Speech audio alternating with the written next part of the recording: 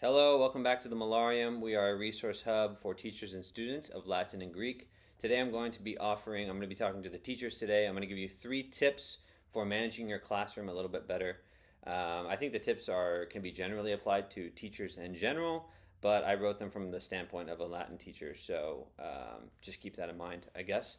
Everything's going to be under the theme of getting out ahead of problems before they occur. When I first started teaching and I thought of classroom management, I thought of like how to put fires out like after they've already arisen. And now when I think of classroom management, I think of how to best get ahead of problems and prevent them from happening in the first place, which I think is the right way to think of classroom management. So let's go ahead and get into it. I have all of these posts on our website, thelatinteacher.com, plus a bonus tip on there as well. So there's 4 tips on the latinteacher.com if you want to go there and read that. So tip number 1 is get the students in the door.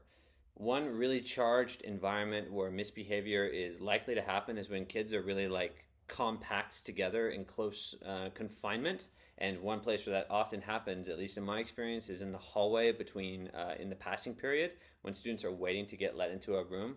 And what I found is the faster you can get students trickling in the door, the less chaos there is. So if you can get them in the door as quickly as possible, one at a time as they come, and get them sat down in their desks and working on something on the board, some actionable item that they can do immediately when they sit down, then you're going to have to do a lot less like crowd control once class actually starts. Tip number 2 is set for success, or I call it set for success.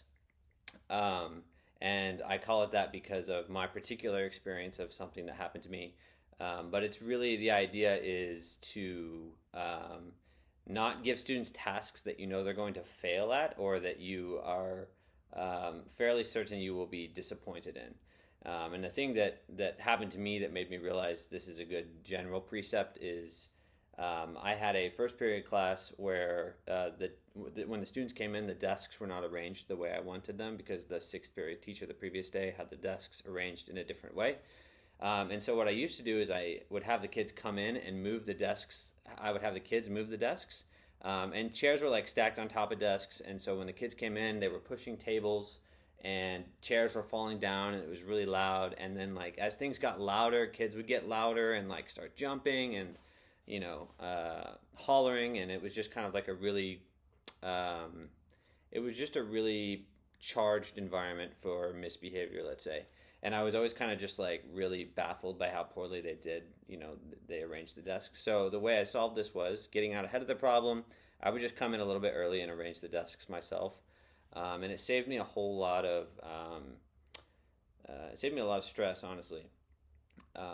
I have the desks arranged the way I want them, and then I can get them in the door and doing, the task that I have set for them on the board right when they come in. Tip number 3 is I call no lulls. So you want to make sure at every point in the class period you have the kids doing something. There's some task that they're set on.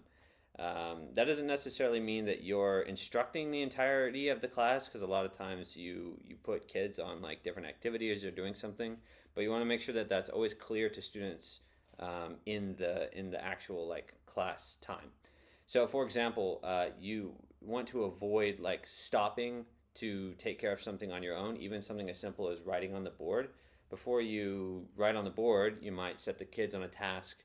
Study your vocab for 30 seconds while they write this up on the board, and then I'll quiz you after the end of the 30 seconds.